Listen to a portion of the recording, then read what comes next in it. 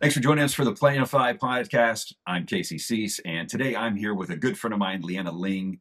Liana Ling is known as the lead gen queen, but beyond just lead gen, she's an attorney turned marketing strategist, turned brand strategist, turned all around business strategist. And we have a lot of fun in this episode talking about things like ad buying, changes, how we approach failure, how we approach problems in ad buying, in business, in personal life. We talk a lot about AI and AI integration and what we're not afraid about and things that we can be afraid about. So there's a lot of topics packed in this next half hour. So I really hope that you'll plug in and then you'll go connect with Liana Ling. So now let's enjoy the show.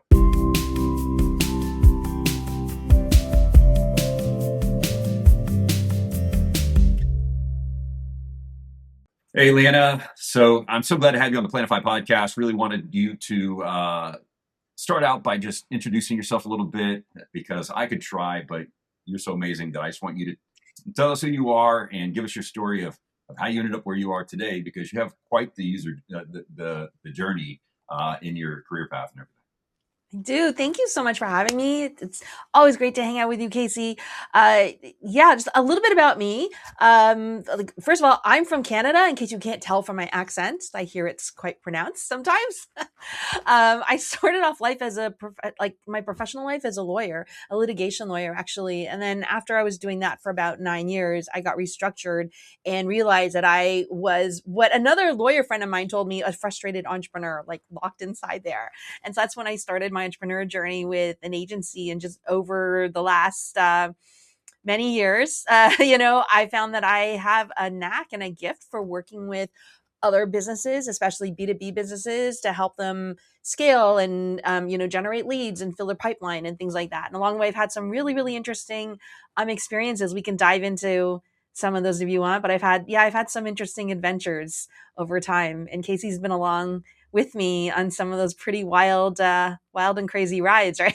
No, it's always been fun to watch you navigate and problem solve, right? Because you're no longer practicing as a litigator, but the way you approach problems is you're one of my favorite to watch when things could be an emotional situation and your problem solving brain kicks on, and the way you approach, whether it's an algorithm problem on Meta or it is a client issue or it's a staff issue or whatever, the way you approach problems is unique. And what I always love about you is you seem to view problems as opportunities rather than a challenge that's going to overcome you, but one to saying like, there's a solution and we're going to find it. So, Yeah. I'd love for you to tell, I mean, because you're very kind in saying and humble in saying like, oh yeah, I went from litigation to, some ad buying and things like that.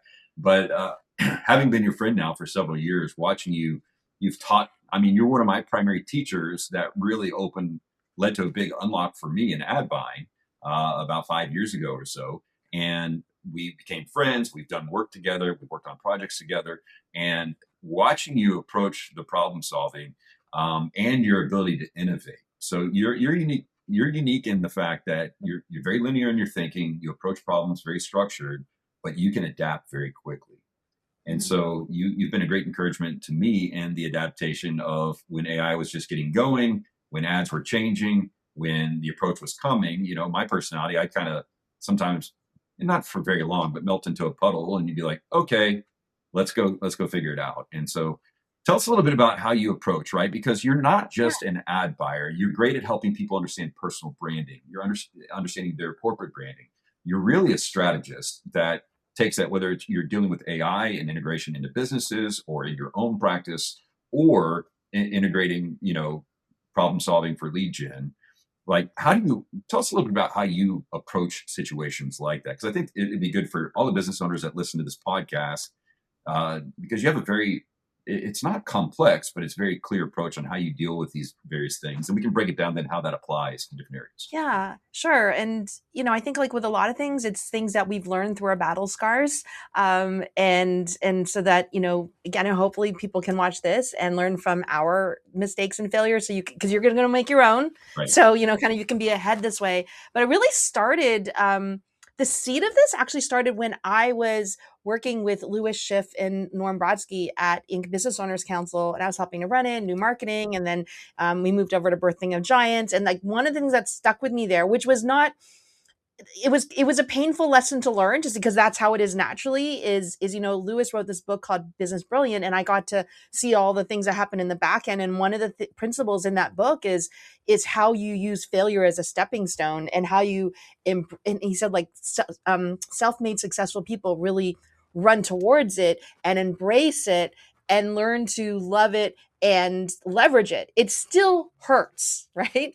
But that it's something that it's a muscle that I've intentionally really worked hard at over the years, and I keep doing that. But I found that it just keeps coming back over and over again, because we fail all the time. Like, especially as marketers, I'll put an idea up on ads, and maybe it'll work, maybe most of the time it doesn't work, right? So we got to figure stuff out all over again. And that's the basis of the approach that I come at. The second prong of that is I look at the world of as I can test my way out of it. It's like, if there's a problem I'm mostly known for doing Meta, used to be called Facebook advertising. I've worked for people, because of NDAs, I can't disclose all of them, but I work for very well-known kind of brands in our space. And that's a thing that I always looked at whenever something would happen, because it's never going to stay, even if you're doing well, right? It's always going to go down at some point. I've had this mentality of we can test our way out of it. And I treat it more like a testing lab. I even keep like a testing log, like you would from like grade 7 science or something. Like, here, what do we want to test? What's our hypothesis? And then what are the notes from there? And I find that that's really what gets you out of it. Yes, like, everybody has a different way of doing things, and that's fine. You can start with one way of doing things. And I like to teach people how to do it in just a very simple way. And then you get some data, and then it's just a matter of how you're going to deploy the tests.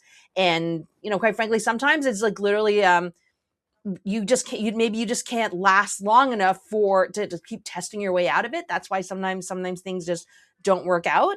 But I usually find that I haven't been able to find a problem yet that I haven't been able to test my way out of. We can go, if you want, like, we can go a little bit more into how I approach it on ads, but Yes, that's also like how I approach like funnels and marketing and all sorts of Well, stuff I've seen like you that.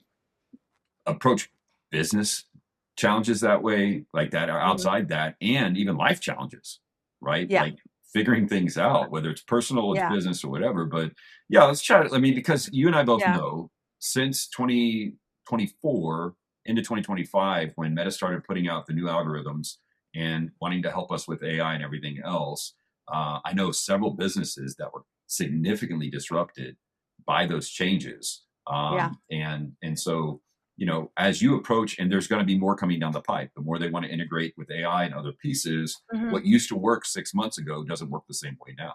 And so how have you been thinking about that and approaching that? Yeah. So, and to your point, it works in everything. It works in your life and it works in business. You just have to just kind of keep at it. Like, just really quick, like when I was diagnosed with diabetes type 2, I got off of the insulin in 2 weeks because I treated my body exactly like that. I'm also a cancer survivor, and that's how I got through chemo. Is like, test. Okay, this isn't working. Okay, we try something else. And so that's it. It just works, at least for somebody the way that I think. And when I take a look at, let's for example, I just launched a new funnel. It's an assessment funnel about your Lighthouse authority. And so how I look at that is I go, okay, let's start from best practices. Put up your ads. I've got my landing page. I've got everything there. Then the way I think about it is I think, okay, let's just break this up into little micro steps. Let's not try and go, oh, I'm trying to get a sale. No, like, what's the first thing we want to do? Well, actually, I just want them to stop and look at the ads. That's it. Like, that's what I'm just trying to do. If I can't do that, it doesn't matter. Everything else after that doesn't matter, because they're not even looking at anything, right? So I put up a lot of ads with different creatives, because I'm just saying, what can I do to get the right person to stop the scroll? Okay. Once I do that, then what's the next step? Well, they need to read it, and then they need to click through and take some action, which is take this Lighthouse assessment. So, and by the way, we can give everybody the assessment if they want. Like, if you just want to kind of check it out, we'll do that for sure. How it's working, no problem. But so then I was like, okay, great. Now I see they're stopping. What are they clicking through? Okay, some of them they're clicking through. That's great, because you know what? For the first 3 days, nobody really was clicking through that much until I changed up some of the creatives. And then you're like, okay, are people actually filling out the assessment? And then are they filling out their information?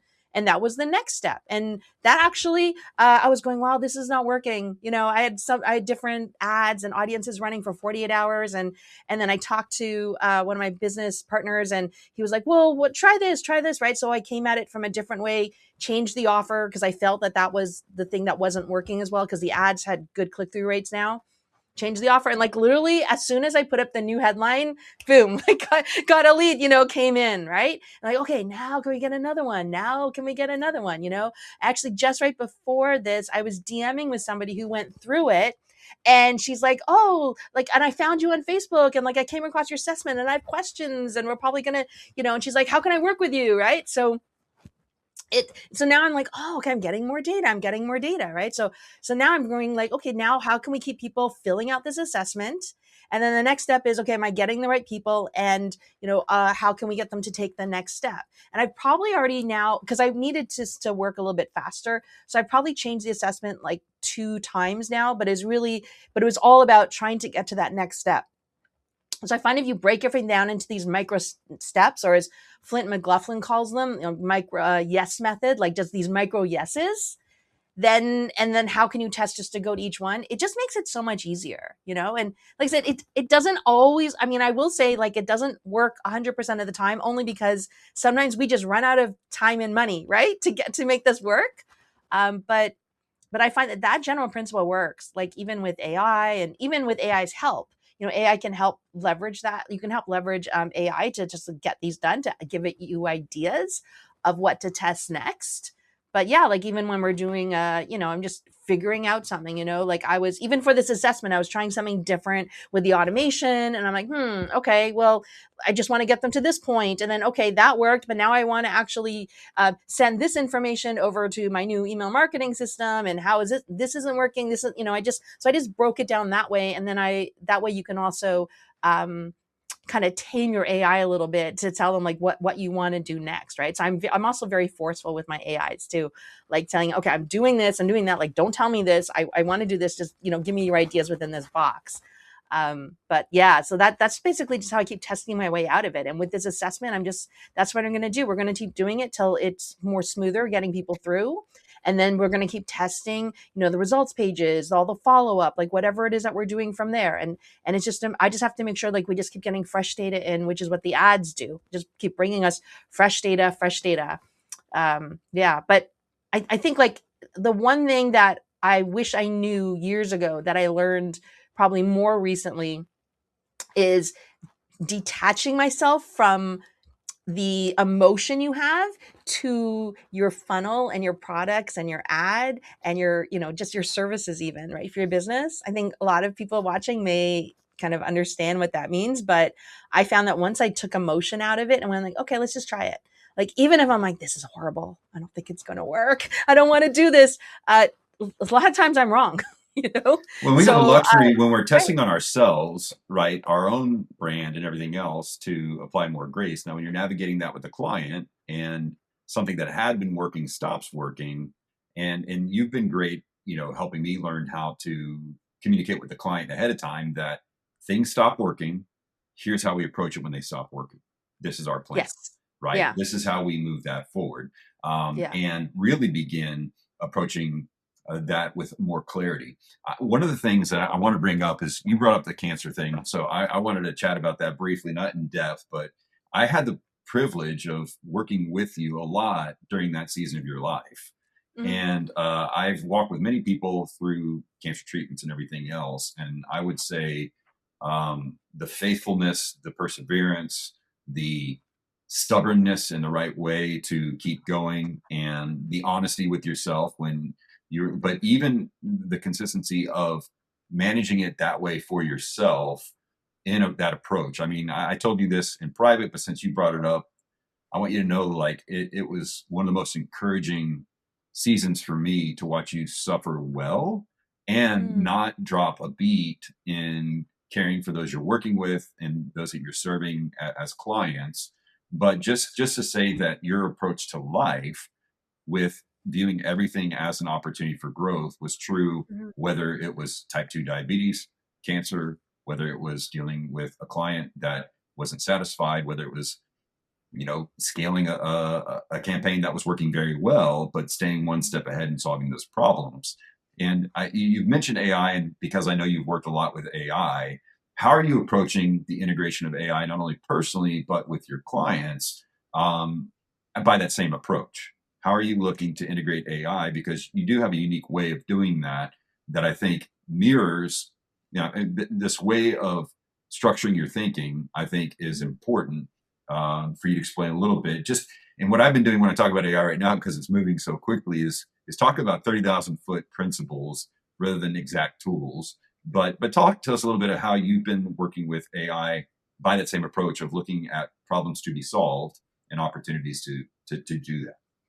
Yeah, and I mean, you and I have been using AI since before it became mainstream. That's right. So it's almost like to me, it's almost like when we used to, just reach for our calculator, Right. right? Or we reach for a phone, and to now it feels very more natural to me, almost the way we would. Oh, let me just Google that. Right. Okay, so it's very natural to me, and I think also like just how things have evolved, our attitude and the way that we use it has evolved as well. Just like when you're navigating life, right? You just got to figure out, but you have to know where you want to go and just figure out where are we at here, is how much is the boat rocking, so you can kind of figure it out. I think right now at the time that we're recording this, to me, AI continues to be a tool that I leverage. AI continues to be something that is, I think, refining things that I do and helping me to deliver better results. And I've been able to use it to augment the way that I think, and the way that I make decisions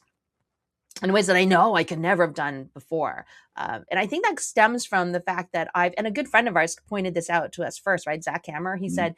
I remember he said, like, AI is not your friend, it's your enemy.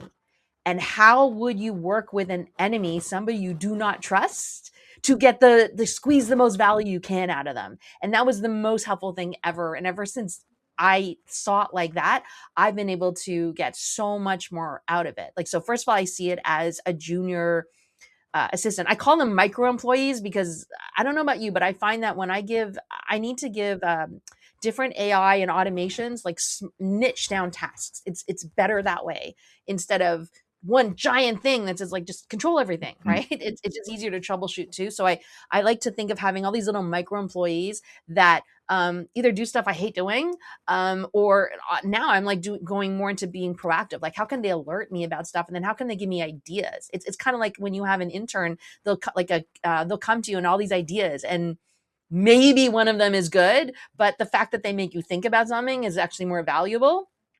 So I have different ones that just give me ideas like, oh, we should change this, we should change that, or maybe you should take a look at this, right? And then I can spend most of my day making decisions. I love having AI do that because it's so much better than I am at just managing data. So I'll have AI and automation kind of do that. Obviously, with ads, I actually have it do like a lot of the heavy lifting with the creatives, and I see myself as the creative director. So you give it the direction, and and then just take a look and see how it goes. Like, somebody gave me I'm testing this out right now, so we'll see how it works.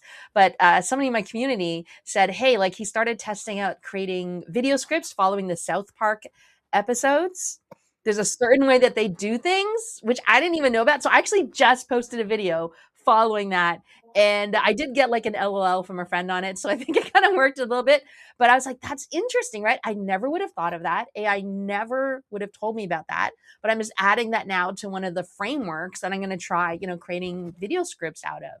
So, yeah, like, I mean, it's kind of like, it affects everything that I do. But then on the other hand, I'm also being very cognizant about keeping certain things analog. Mhm. I don't know about you, but Yes. I just need a break sometimes, right? So, and I find that helps just with the balance. No, Just for I everybody found, watching. yeah, with that in mind, like the balance of navigating that is, on one end, you have people like us who've been working at pre-ChatGPT and, Yeah, are kind of rolling with it and breaking things. And then you have people that are so terrified to even just really get started because it is moving so fast. And one of the yeah, things I've been telling people is think more about your workflows before hmm, you worry about agentic this or MCP this hmm, or anything else. Like, yeah, pay attention to your workflows and then yes, think through how can I take one step of that workflow and leverage AI and be able to do that. Whether, let's say it's, for a marketing agency,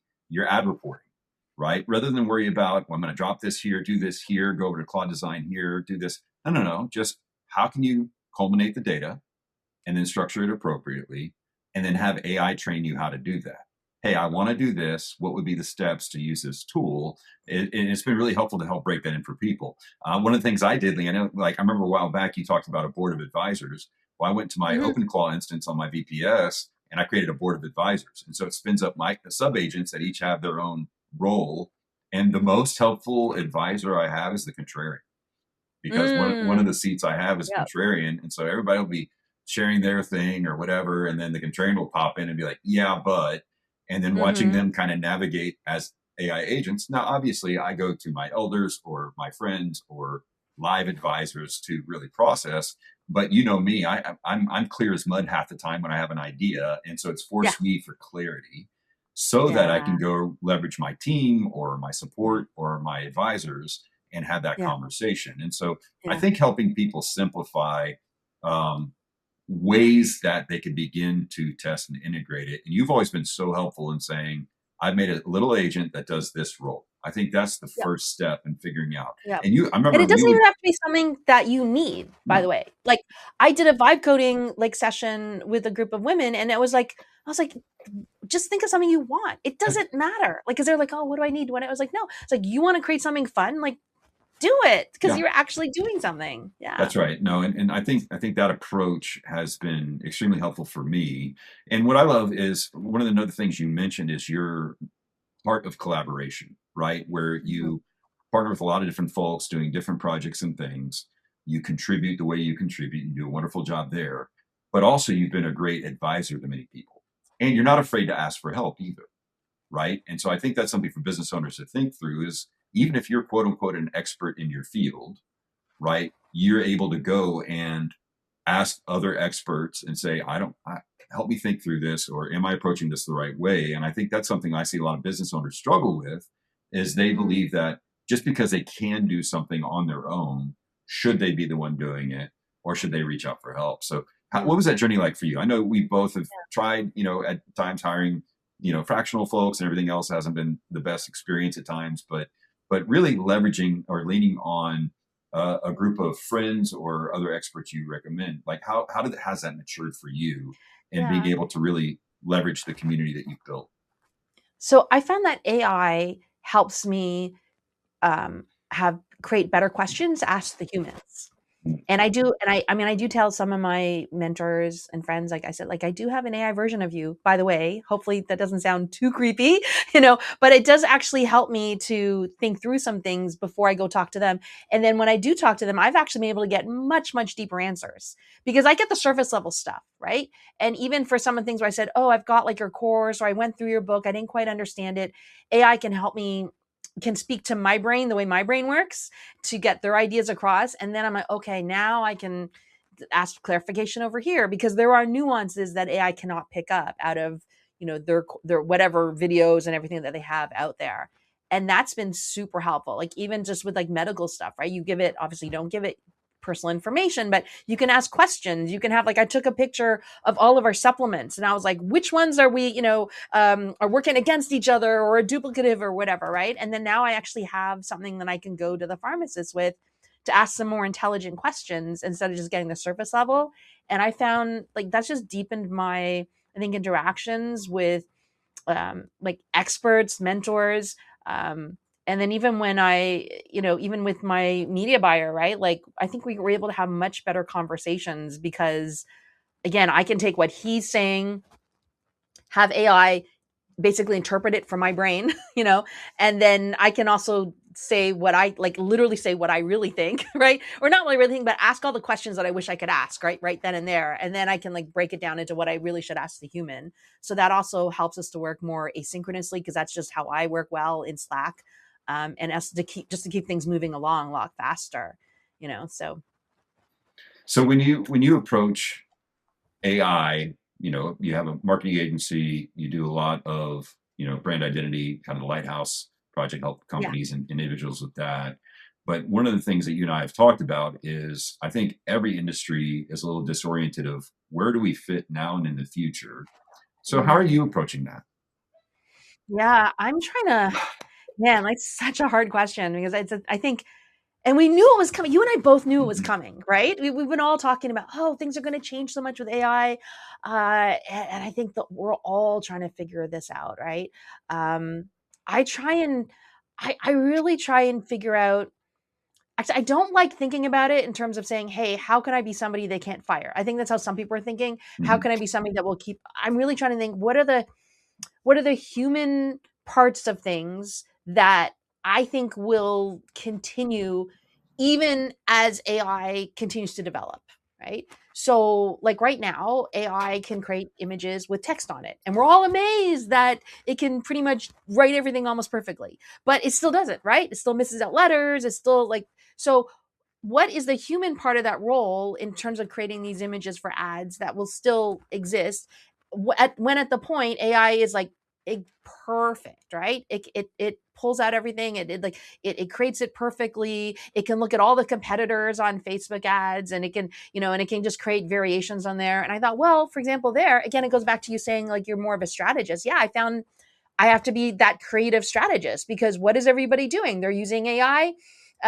Even as it evolves, they're using AI just to copy what everybody else is doing. And it pretty soon we're just copying what somebody else copied, what somebody else copied. Like there's no originality into it until the human brings in something, finds something new, and then just, goes. Like, so right now, honestly, like a lot of the ads I'm creating are stick figure ads, like cartoon ads, because they don't look like they're made by AI, right? And people pay attention to it. Um, so that's just an example of how I try and like look for where's the human role here, and also like what do people appreciate? And I think people still appreciate being able to talk to a human in some way. Like have you heard of that AI store in is it San Diego or San Francisco? No, I haven't been Have you yet. heard of it? I've heard of it, It's but I have it's not been. it's actually an AI company. They created an AI called Luna, and they gave Luna like $100,000 and a credit card and some guardrails, and so like design this business and set it up. So it set up a retail store, and it picked out all the inventory. It hired human people to work in there, and it manages them. And a friend of mine just went there and he came back and he did a video and he bought like a chocolate bar and it's like this artisanal shop there. But it even AI in that point recognized it needs humans to kind of like run this, it's very interesting. It's very interesting, those types of things. But sorry, I digress there. But No, it's okay. I mean, that's, to yeah, your point, like I think the panic of am I going to be replaced by AI isn't really the focus point. The focal point no, is, am I a person that can leverage this tool to enhance the value I'm able to create? yeah, And how do I become a human that interacts with it in a life-giving, empowering sort of way rather than a replacement sort of way? Because I haven't yeah, spoken to many business owners that are like, I can't wait to fire everybody and have robots run the whole thing. I don't think we're hmm, meant for that. But I do hmm, think there is an opportunity to really ask these better questions on how do we leverage AI to enhance our top performers so that they can be liberated to do what they're absolutely best at doing hmm, is the first yeah, question that we bring. And then even with, ad creation or anything else, like what do I mean, I was joking with a friend. I was like, well, do you have a marketing strategy to market to bots yet? And he was like, what? And I was like, okay, because Stripe just, put out recently that they now create wallets for your agents to be able to transact yeah. with, right? That's Oh, I coming. absolutely think. Yeah. I think that's Yeah. a Yeah. thing. It Yeah, I is, think we're learn how to create ads for bots. that's right. Absolutely. Yeah. Yeah. But Yeah. with that in mind, it's like we need to be terrified and, bury our head or at least start the conversation and begin thinking through, okay, is that something we're going to do? Well, you're going to have to if you're running ads to an extent, but then that's not going to be true for every industry. But we're going to Yeah. have to be able to identify which industry that comes into. And I think that's the dialogue that is more resourceful for us to spend time thinking through than will I be replaced? Well, yes, in some things. And quite honestly, like you talked about doing, leveraging AI to do things you don't enjoy doing, if it's able to do it as well or better, why not Mhm. do that? Yeah. At the same time, I have a buddy of mine that's a fractional CFO, and I showed him some ways that he could leverage Claude and Claude Design to, he still has to give direction and make sure the content is accurate. So Yeah. you can't replace him on that. but you Yeah. can help him not have to make a mediocre PowerPoint for 2 hours when he's able to create one much quicker using AI. And so I think that's the way that we bring this to bear for our clients and everything. So last thing I want to talk to you about on this episode is when you're helping people develop their own personal brand and create Lighthouse, Lighthouse thing. And I know you and I respect greatly Dennis Yu and the work he's helped us think through those ways. But how are you seeing AI impact that? And what would you tell people? Because, you know, I was real big on my personal brand back when I was traveling and speaking and all that kind of stuff. But now I'm just kind of tired. So, Yeah. but there's a lot of content we've all created. And so talk a little bit on how you're helping people, through your workshops and through the different things, really think through and establish their personal brand Yeah. in I'm 2026 trying moving to, forward. yeah, I'm really trying to think about ways that we can leverage what we already have. That's sort of like the overarching theme, right? What can you, like, because we can use, let's be frank here, you could Google or like ask AI how to do this for free, how to put out 500 pieces of your AI clone self every day, right? Like you could just basically spam the whole internet with your stuff every single day and it can be automated and you don't have to lift a finger. That's not going to get you to where you want to be, right? So it's really, to me, I think that makes it even authentic brands even more valuable because I think people see that already because people are doing that. They're just putting stuff out there, like with AI, they call it AI slop, right? Because you can Mm-hmm. just push it out there. And then when people see that, oh, there's something that's authentic, they actually appreciate that more. So I think that's also where people's personal brands can really filter in there. It's just like how just you being you, just showing that you get results from what you say you do. That's so simple, but that's so rare.